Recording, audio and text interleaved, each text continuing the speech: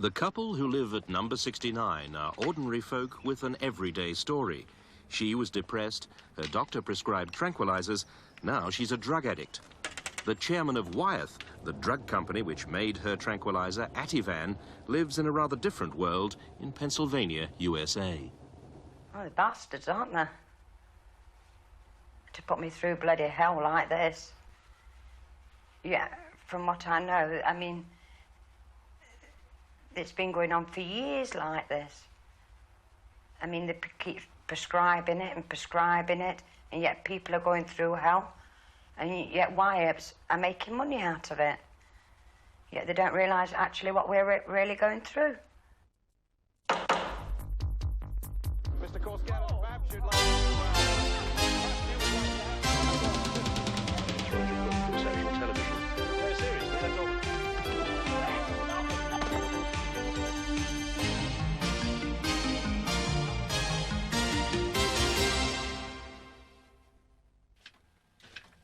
170 lawyers and their clients are now preparing for the biggest ever battle over a drug, alleging negligence in making and marketing tranquilizers known as benzodiazepines, and Ativan in particular. The vast majority of people who've been visiting their solicitors in recent months have been complaining about the side effects, the addictive effects of the drug Ativan. The signs to us are that this case has the potential to dwarf recent multiple drug litigation such as Operan. This is the drug, Ativan, chemical name lorazepam, which is estimated to have produced around 250,000 addicts in Britain alone. So who's to blame? The doctors who prescribed Ativan, the company who made and promoted it, or both? Well, Ativan is the most problematic of these tranquilizers. Produces more severe withdrawal, and more people fail to withdraw from it. I think doctors should stop prescribing it, or even better, the manufacturers should stop selling it. Ativan is manufactured by Wyeth Ahurst of Philadelphia, Pennsylvania. Wyeth is part of a massive multinational group whose products range from pills to popcorn. But there's a certain pride in Ativan. As the company's latest annual report says, sales are up. Shortly after Ativan was introduced, they advertised it as the way to control patients. 15 years later, the Ativan addicts might agree with that. We asked Ada from Nottingham if she could manage without Ativan. No, I have to have them on me all the time. I carry them in my handbag all the time. Ada, why do you depend on Ativan? Because I feel safe with them. If I haven't got them, I think, oh gosh, I ain't got my Ativan. Where are they? Where are they? I haven't got them. So would you swap your packet of Ativan for 2 packets of the leading tranquilizer? Now, I think if I was going abroad and I got to the airport and I didn't have my Ativan, I would come all the way back home to get them. That's how bad they get it. Most users agree when the going gets tough, they can't stop taking Ativan. Ativan, try living without it.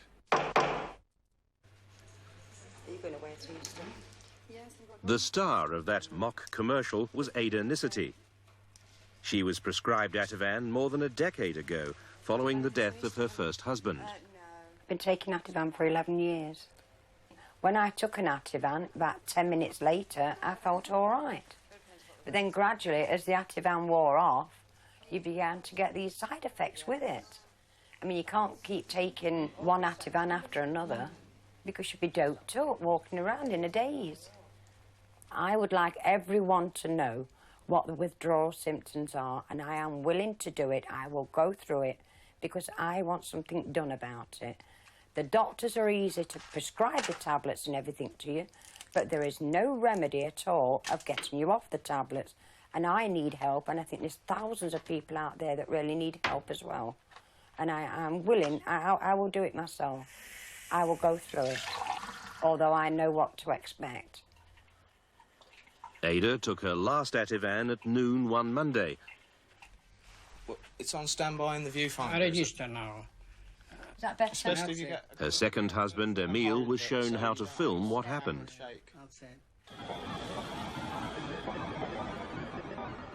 Oh, I've been awake all night. I'm tired out. Bloody head's pounding, thumping headache.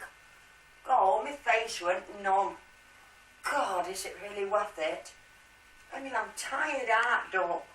My head's thumping, my body's shaking. God. Stopping suddenly is both distressing and potentially dangerous. I feel lousy, really ill. I've been up all night. I've not slept all night. My head is pounding. I mean, last night, all my face round it all went numb. I slapping it like that on my lip. It's numb. It's still a bit numb now. I can't feel anything in that. Would you come outside and do this interview? No way. No. I'll talk to you in the house, but not outside. I must probably collapse. That nervous? Mm-hmm. No, I didn't come outside. Don't ask me to go outside, please. No, I don't want to go outside. Don't. No. It's worse than getting off heroin, say the experts.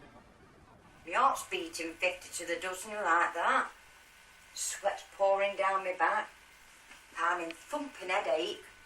My lips are all dry. Dry. I don't know where it is, I'm sure. Ada is not alone. There are many thousands like her who might well share her agony if they tried to stop. Come on, Ada, let's just open the door. Look, it's a smashing day outside. No. No. I'm not going out. No. No. Ada's attempt to break away from Ativan followed a consultation with her current doctor.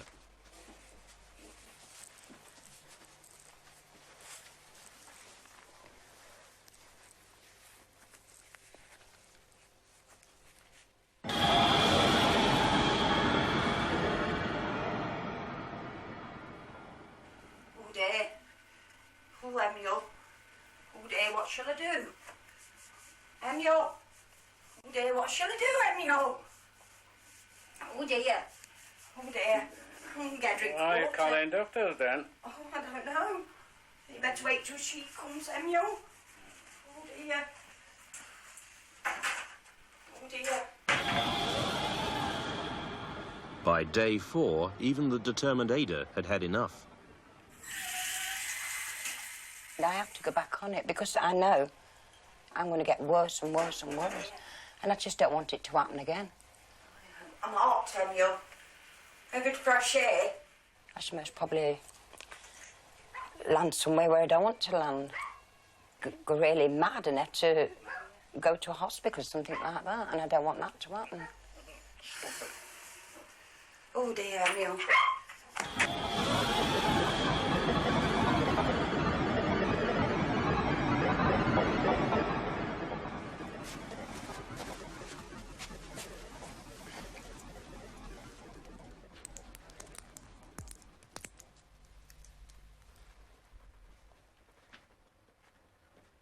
When Ativan was first marketed in the mid-70s, there were no warnings to doctors that it might be addictive or produce serious side effects.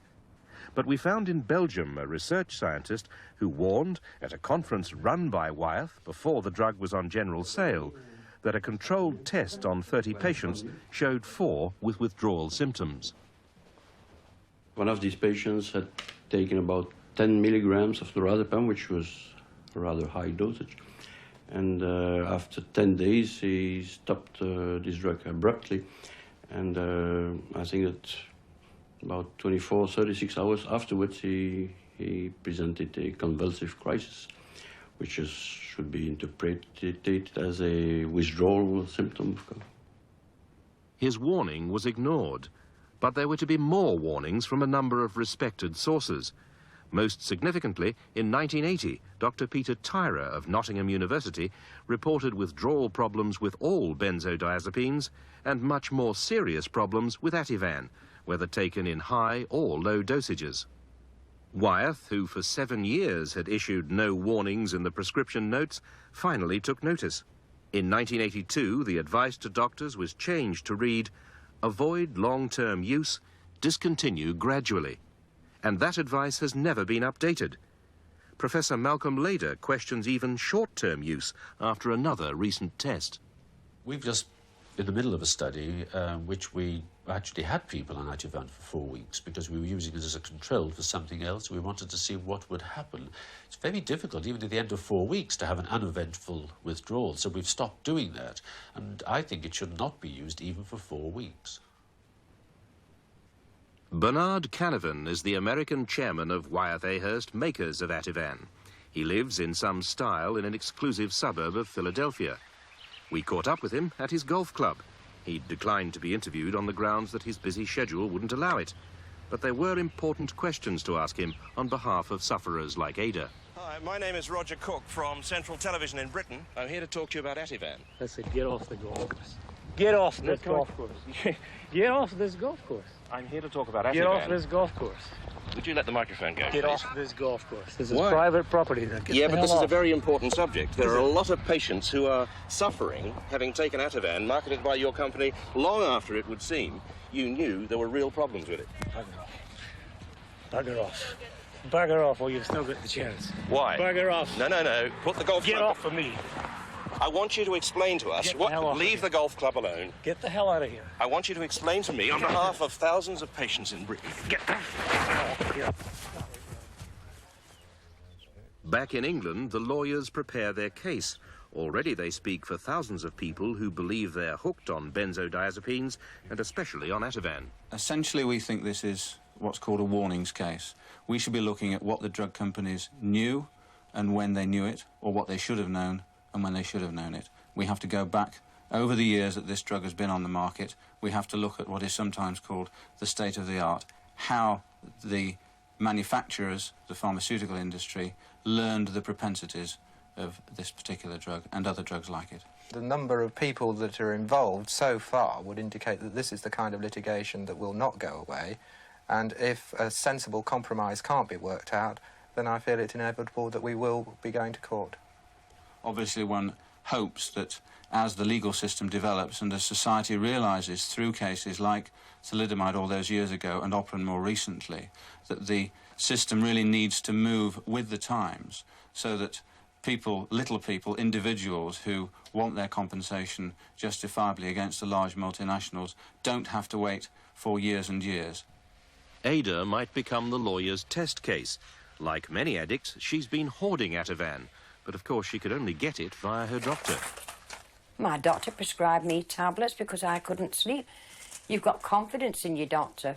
I didn't know till 10 years later that there was drugs. I didn't know there was addictive. I've got a problem with Ativan, but it's not my problem. It's just someone else to sort out for me.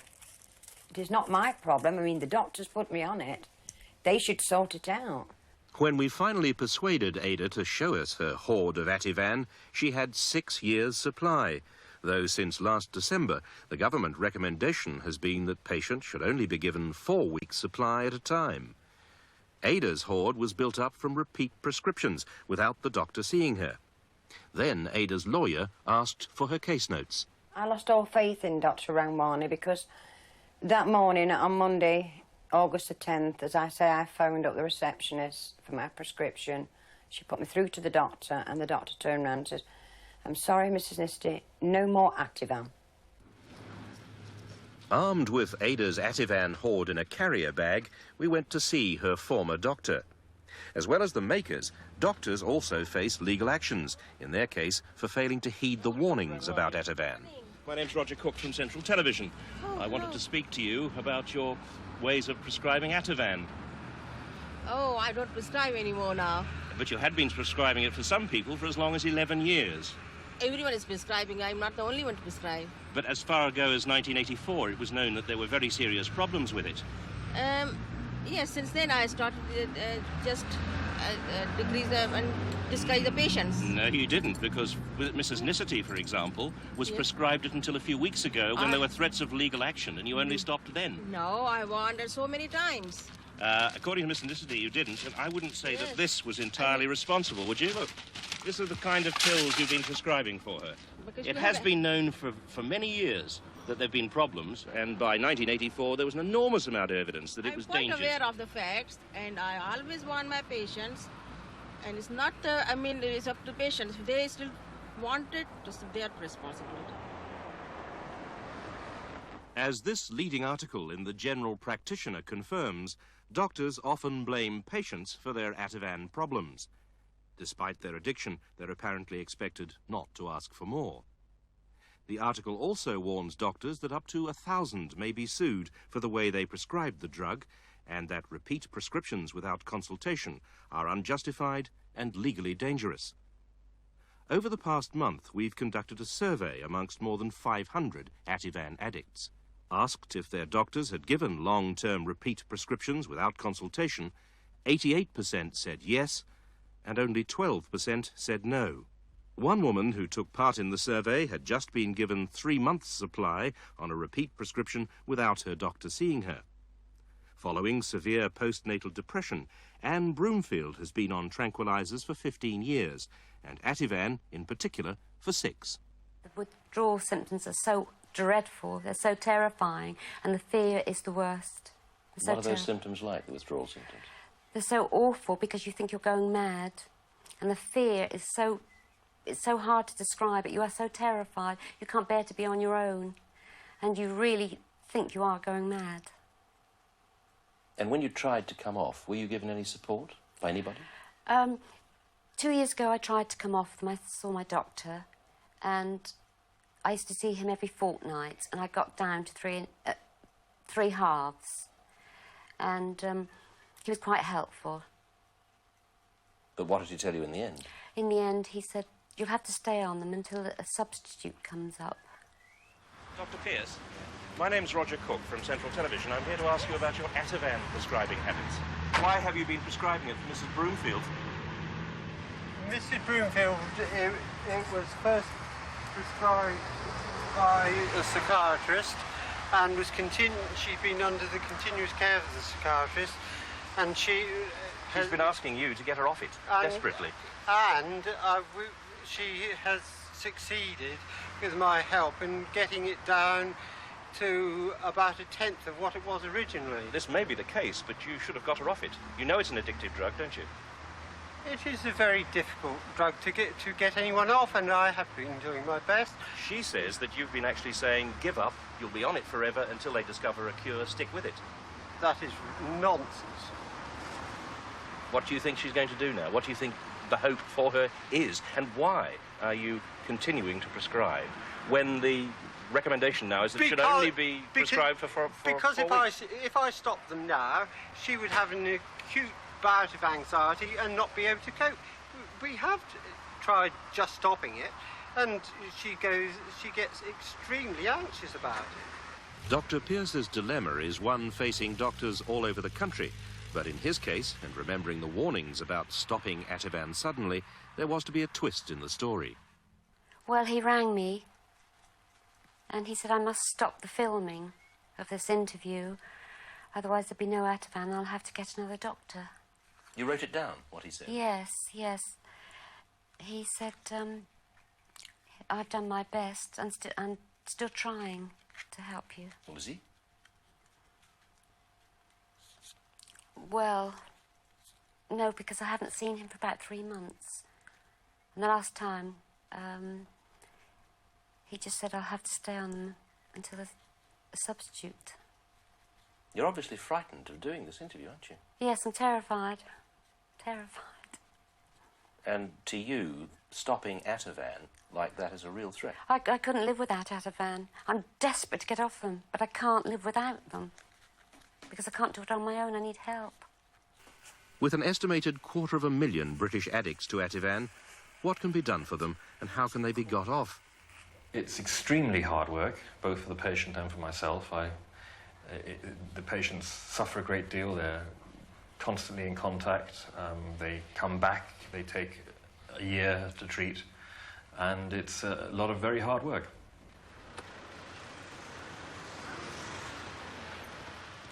We've brought Ada to Charing Cross to see if Dr. Hallstrom can get her unhooked from Ativan. Unfortunately, the treatment is so expensive at £2,000 per week that it can only be available for the fortunate few. Hello, Ada. Dr. Hallstrom takes the depressing but realistic view that the majority of men and women suffering from Ativan addiction will be hooked for the rest of their lives. Okay. Day 4 and Ada's withdrawal symptoms are now painfully obvious. Try not to lean too far back or you will fall over there. Well, she's been in hospital for 3 days now, and she's a lot worse. She's a lot more symptomatic, very anxious, not sleeping, off her food. But that's because we've stopped the Ativan and we've transferred her onto Valium. So she's now taking a rather larger dose of Valium than the equivalent of the Ativan, but we're now cutting it down gradually and hope to have her off it in about 10 days' time. Ada, listen to me. You're all right. You're not going to faint. You're not going to faint. Dr. Cowles, help me. Yeah, I'm helping you. You're all right, Ada. Just relax. Relax. Listen to me. You're all right. Let's walk you over to the seat and you can sit down, okay? In hospital or at home, her constant complaint is that her condition isn't her fault. It was a doctor who gave her Ativan 11 years ago to help her feel better, but she eventually felt far worse, and that was before trying to come off it. You've not had anything to eat. We'll get you something. I don't want nothing. I could eat a banana. Could you? Well, that's better than nothing, isn't it? I had some to eat. Ada, how are you feeling now? Rotten. Rotten. I feel really bad. I'm tired. I want to go and go to sleep. Haven't been sleeping well? No. You seem to have lost some weight. Yeah, I'm not eating. But do you think it's going to be worth it? I hope so. I'd never go back on them again. Believe me, I'll fight it. I'll get through it. As my doctor explained, that I'm going to get worse to get better. But you are going to make it. Yes, yes. 15 years ago, the doctor's witch asked whether there was any clinical need for Ativan to join 5 other benzodiazepines already on sale in the UK. But it was a lucrative market. Wyeth's product went to number 2 in popularity and number 1 for addiction.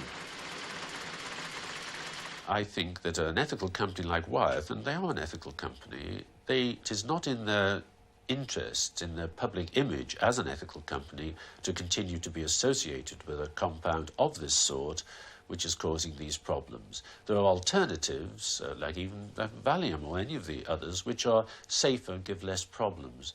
But of course there's an international aspect to this, that the drug is profitable, and no doubt Wyeth would be very sorry to see their large international profits disappear if they had to withdraw it.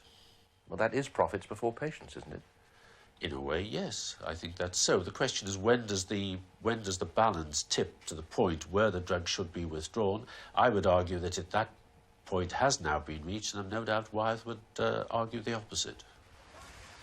Back on the golf course, the chairman of Wyeth still didn't want to answer questions. I want you to explain to me. I want you to leave the. I want you to explain to me why it is. I want you to explain to me. I want you to explain to me why it is that your company goes on marketing a drug which you know is addictive. You know it's addictive, don't you? Ah! Look, you know the drug is addictive. We're in danger of getting yourself killed. In danger of getting myself killed? But this golf ball, they won't hit you. Well, I'll stand behind it then. Get the hell off this property before you get prosecuted. Is that all you have to say? That's all I got to say. Thousands of people addicted to a drug that your company is marketing, knowing there are problems. Get the hell off of here. I wish I could get over the bloody man that manufactured them. I'd get a bleeding gun and shoot him if I was going to bleed in prison to get people out of what I'm going through. They don't really. I've gone through bloody hell. However confident Ada and her husband may be, doctors at Charing Cross say her 2 weeks of painful withdrawal here may be followed by as much as 2 years more at home. We hope she makes it. Wyeth, who make Ativan, did offer a proper interview following their chairman's golfing exploits, but then withdrew, saying that the regulatory bodies didn't differentiate between Ativan and any other benzodiazepine. Cold comfort for the tens of thousands of ordinary folk like Ada, for whom a short-term trauma turned into an agonizing long-term addiction.